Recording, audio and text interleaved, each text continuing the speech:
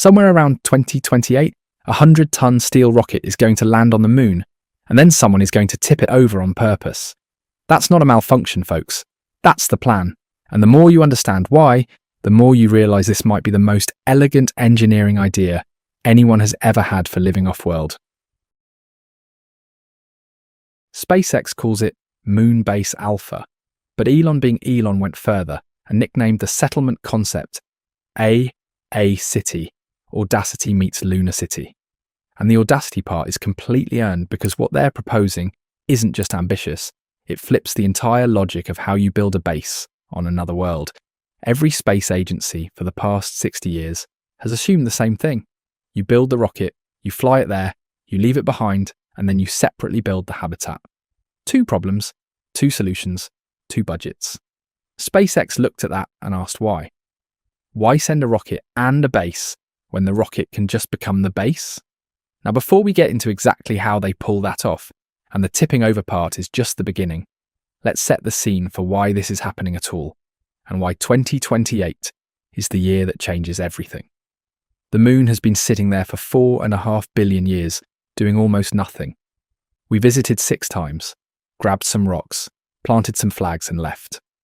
The last human footprint in lunar soil was made in December 1972 by Apollo 17's Gene Cernan, who climbed back into the ascent stage, and that was it. Over 50 years of silence, and in all that time, the longest any human being has spent on the surface was 74 hours and 59 minutes, not even 4 days.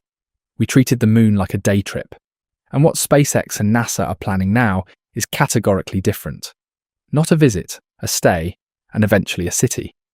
The reason the timeline is accelerating so fast right now comes down to a few converging pressures. Artemis missions proving the hardware works, China moving faster than anyone publicly admits, and one company finally having a rocket cheap and large enough to make the economics of a permanent lunar presence actually make sense. That rocket is Starship, and here's the number that changes everything. SpaceX is targeting a launch cost under $10 million per flight. The International Space Station cost around $150 billion to build and took over a decade of assembly missions. Skylab, by comparison, was made by repurposing a spent Saturn V rocket stage, and it cost a fraction of that. SpaceX is following that same instinct, but scaling it up by an order of magnitude. The rocket arrives, the rocket becomes the base. You've just skipped the most expensive part of the entire program. So here's what that actually looks like. The lunar Starship variant is purpose-built for this mission. No heat shield, no flaps, no atmospheric re-entry hardware, because it's never coming back to Earth. It's painted white, partly for thermal management, partly because it'll be photographed a lot, and Elon knows it. When it lands vertically on the lunar surface, it's carrying roughly 1,000 cubic meters of pressurized interior space. That's already more than any crewed spacecraft ever built. But here's the thing, then you're standing that rocket upright on the moon, the vast majority of that volume is just empty fuel tanks. The usable living space is concentrated in the top third. The bottom 2/3? Dead weight. Wasted real estate, so you lay it down. The conversion starts before anyone even sets foot inside. Engineers would first use rocket engine blasts to compact the regolith, the lunar soil beneath the landing site. The moon's surface is notoriously unpredictable. Some patches are load-bearing. Some will swallow a probe's leg. You need a stable foundation before you start pushing a 100-ton vehicle sideways. Then heavy-duty cables attached to the nose. Lunar rovers drive away from the ship, pulling the cable taut, and the whole thing leans slowly, gently. The moon's gravity is only 1/6 of Earth's, which is the only reason this is even possible without an army of cranes. There's also a winch method, a massive motorized spool bolted to an anchor in the regolith, reeling in the cable at a controlled rate while the ship tilts degree by degree until it's resting on its side. What you now have is a 50-meter long, 9-meter wide pressurized tube lying flat on the lunar surface. Think of it less like a rocket and more like a very long, very well-built hallway. A metal corridor with 2,500 cubic meters of potential living space once the fuel tanks are converted. A single floor running down the middle, positioned about 1/3 of the way up from the base. Storage underneath. Open ceiling above designed specifically to prevent the kind of claustrophobia that would eat a person alive after 6 months of grey moonscape. That conversion isn't quick. The interior retrofit would take roughly 165 working days, 60 of those days alone, just for modifying the fuel tanks, cutting access panels, reinforcing bulkheads, running atmosphere systems into spaces that were never designed for human occupancy. In a bulky pressure suit with limited tool access, with lunar dust getting into everything, that is genuinely brutal work, which is exactly why robotic help, potentially Optimus, Tesla's humanoid robot, becomes less of a nice-to-have and more of a fundamental part of the construction plan. The robots do the heavy lifting and the hazardous work. The humans direct, verify, and build the parts that require judgment. The finished layout gives you living quarters, a galley, workstations, exercise equipment, storage, and lab space, all running the length of what used to be a fuel rocket. SpaceX has even floated the idea of leasing unused sections to private companies, research labs, 3D printing modules, and early commercial ventures. There's a version of this future where a retired Starship on the moon is essentially a strip mall of scientific activity, which sounds absurd until you realise the ISS has been doing exactly that for 25 years. Now, none of this works without power, and this is where the location choice becomes as important as the engineering. Shackleton Crater sits at the lunar South Pole, and the rim of that crater is one of the most valuable pieces of real estate in the solar system.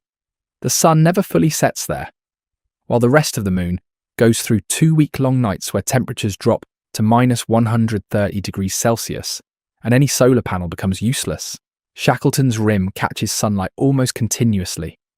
Solar panels mounted along the crater's edge, angled to capture that low horizon sun, can generate between 300 and 400 watts per square metre, with no atmosphere to absorb anything. That's 20 to 25% more efficient than the same panels on Earth. 5 megawatts of continuous power is achievable from a well-designed array at that site, enough to run the habitat, charge rovers, power 3D printers building with lunar regolith, and keep communications running without interruption. But even Shackleton has edge cases, equipment failures, transient shadows from terrain, periods of reduced generation. A company called Starcatcher is developing concentrated solar relay systems, essentially orbital mirrors, that can focus additional sunlight down to specific surface locations, up to 10 times the normal irradiance. Used carefully, very carefully, it's a potential emergency power boost that doesn't require a separate fuel supply. And then there's water. This is why Shackleton isn't just convenient, it's essential. The permanently shadowed craters on the South Pole contain water ice that's been accumulating for billions of years, protected from sublimation by the same darkness that makes them so cold. That ice isn't just drinking water, though that matters enormously. It's oxygen for breathing. It's hydrogen for fuel, split water with electricity, through electrolysis, and you get 2 of the 3 things you need to launch a rocket. The Sabatier process takes that hydrogen and combines it with the carbon dioxide that makes up most of the lunar atmosphere, thin as it is, to produce methane, which is exactly what Starship burns. A base at Shackleton is a base that can potentially refuel itself. Not immediately, not cheaply, but eventually. But that's what changes it from an outpost into a gateway. The survival physics are also demanding in ways that go beyond power and water. Lunar regolith isn't dirt. It's tiny, sharp, electrostatically charged glass shards, ground down over billions of years of micrometeorite impacts, with no weathering to round the edges. It sticks to everything, gets into everything, and damages lungs and seals, and equipment with equal enthusiasm. The Apollo astronauts called it the biggest operational problem they faced on the surface. For a long-duration base, the dust problem is engineering-level serious. Airlocks, positive pressure chambers, designated contamination zones. All of it has to be designed around the fact that the environment is actively hostile to the humans trying to live in it. Protection from radiation and micrometeorites comes from burying the habitat. Once the Starship is tipped and converted, rovers pile approximately 5 meters of regolith over the hull. A telescoping lunar crane scoops and deposits layer by layer until the entire structure is underground, except for its entry points and surface connections. From orbit, you barely know it was there. The true scale of what's been built is completely invisible from above. And that's intentional. The regolith isn't just shielding, it's thermal insulation, impact absorption, and a very permanent-looking foundation. You stop being a visiting rocket and start being part of the moon. This is the part that Musk keeps returning to when he talks about the difference between what Apollo did and what comes next. Apollo proved we could go. What he's building is designed to prove we can stay.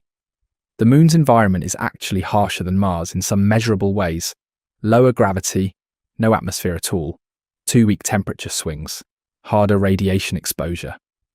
If human beings can build a functioning, self-sustaining base on the moon and live there through a full lunar cycle, Mars starts to look like a solvable problem rather than an impossible one. The moon is the training ground. Moonbase Alpha isn't the destination. It's the test. The question isn't really whether SpaceX can tip a Starship over and convert it into a hab. The engineering challenge is enormous, but it's understood. The real question is whether we're actually ready to commit to the idea of people living somewhere other than Earth on a permanent basis. Because a base with no return vehicle, powered by lunar ice, buried under regolith, sustained by robots, and a crew rotating through on refueled starships, that isn't a visit anymore. That's the beginning of something we don't fully have a word for yet. And the 2028 launch window is closer than it sounds. Starship cargo flights to the lunar surface are already on the manifest. The hardware is being built right now. The site selection is essentially done. What comes next isn't a rendering or a roadmap, it's a construction schedule. And somewhere on that schedule, there's a day when someone attaches a cable to the nose of a rocket on the surface of the moon, drives away slowly, and changes what it means to be human. That might be the most interesting day in the history of our species. And depending on how the next few years go, some of us might actually watch it happen live.